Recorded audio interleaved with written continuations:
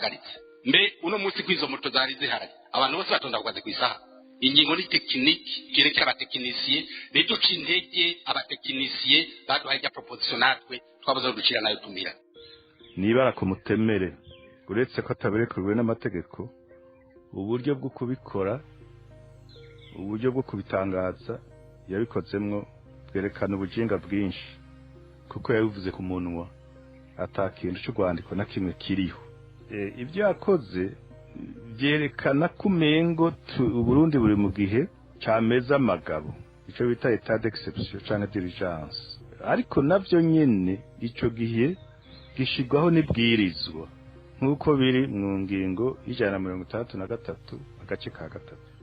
Kansubire kubaramutsa no kubakaze mwese abanywanyi bacu muriko murabana natwe mu makuru n'ibiganiro tuba turiko turabashikiriza ngaha kumbonesha kure yacu ya ICTV. N'umwanya w'amakuru agizwe ko ariko aravugwa cane nga mu gihugu c'u Burundi. Tugiye kugaruka ku ngingo itavugwa ko rumwe kandi iriko irateza ibibazo bitandukanye. Ingingo yatangajwe n'umushikiranganje w'intwaro yo hagati terambere rusangi n'umutekano General Gervasi Ndirakubuca bamwe batazira ndakugarika ingingo ibuza amapikipiki amakinga za tukutuku kugendeshwa mu gisagara ca Bujumbura. Bamwe bati abagendesha izo ngendeshwa batanguye gutegura imyiyerekano yo kwiyamiriza iyo ngingo. Abandi bati uzohirahira akaja mwibarabara kwiyamiriza ndakugarika azohura n'ivyago. Nabo bati yo hageze ko abategetsi bafata ingingo mwene nk'izo zicinyiza abanyagihugu biroroha cane hagera mu gufata ingingo mu gutunganiriza abanyagihugu ugasanga hajemwo ingorane ndetse izo nguvu zikoreshwa n'abategetsi ntizikoreshwe. Turaza kugaruka ku bibazo bitandukanye bitanguye kwibonekeza inyuma yaho iyo ngingo ifashwe. Kandi kumviriza abantu bamwe n'abandi kuco basaba abanyagihugu ndetse nibiriko birategurwa kugira iyo ngingo ifutwe kuko ngo ije kubangamira abanyagihugu. Hari n'abavuga ko ngo bariko barategurwa imyiyerekano yo kwiyamiriza iyo ngingo. Ivyo byose turaza kubikurikira muri ano makuru twabiteguye mu buryo buramvuye ndetse n'ibibazo bikomeye leta ishobora guhura navyo inyuma yo kubuza abagendesha amapikipiki amakinga za tukutuku mu gisagara ca Bujumbura. Nimba utarafyonda kuri subscribe wabanza ugafyonda ko kugira igihe cyose turonsa amakuru n'ibiganiro mwene nk'ibi urajuba mu bambere bashikirwa navyo. Ano makuru yacu tuyatohoza twifashishije umurwi w'abamenyesha makuru bakorera irya nino. Ayo makuru tukayatohoza mu bimenyesha makuru bitandukanye ibiba vyatangajwe n'abantu bamwe n'abandi ibigaruka ko kumbuga ngurukana bumenye ndetse n'aya makuru yose mwaranyegejwe turayatohoza tukayagushikiriza.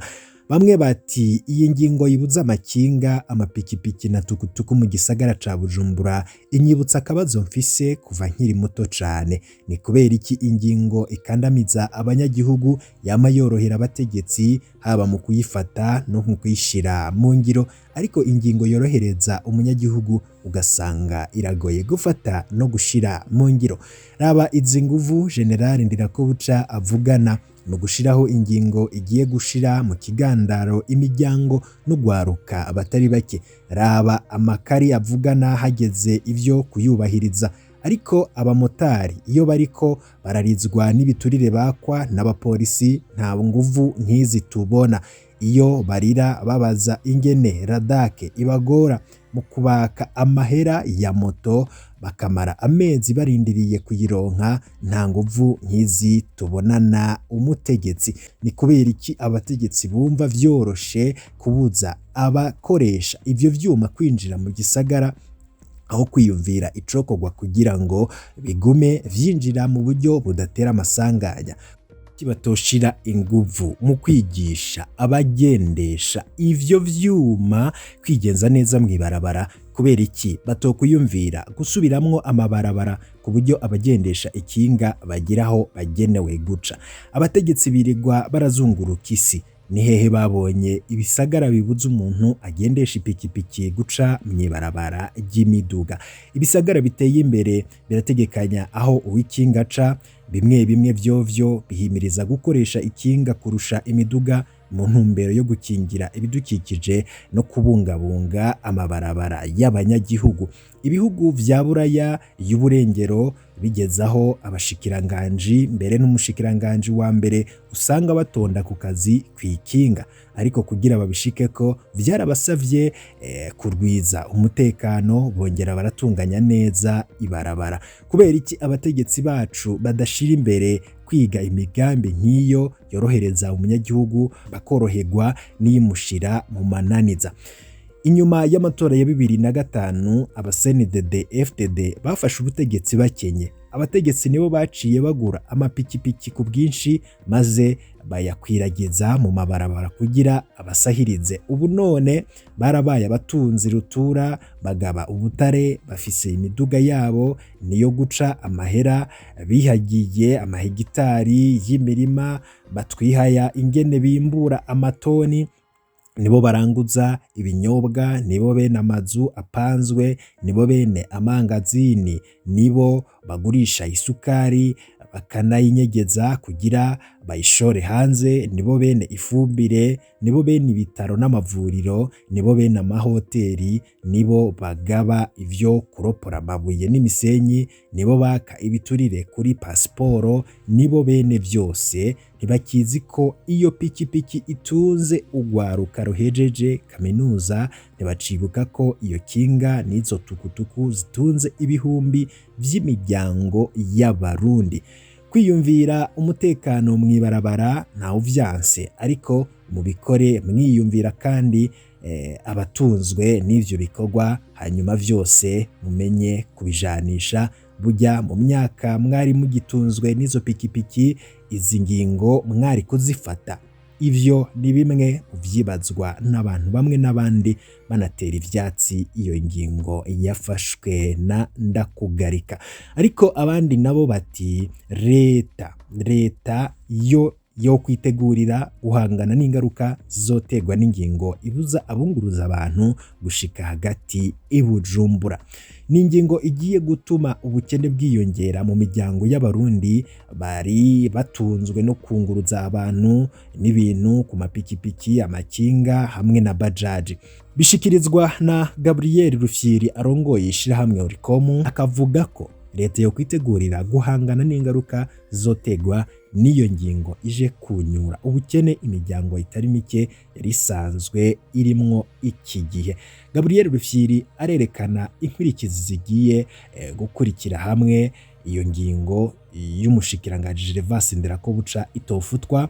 Neza yuko izo ngendeshwa ziri mu bihumbi n'ibihumbi ziri mu gisagara, tukiyumvira yuko ingaruka mbi zizoba ubwa mbere nuko iyi miryango yahora itunzwe n'aka kazi izoca ija mu bukene butagira izina. Hama ikigira kabiri nuko hazoba ingaruka mbi nyinshi cyane ku bijanye n'abaguze aya mamoto n'aya matukutuku, kandi benshi ushobora gusanga barafashe amadeni.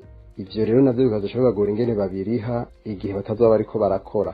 Ica gatatu nuko aba bahora bakora aka kazi bashobora guca bahindukamwo basuma kubera batazoba bafite ikintu bakora, kandi bizoba ari nk'ibintu bibaguye ku gutyo gusa batigeze bitegurira.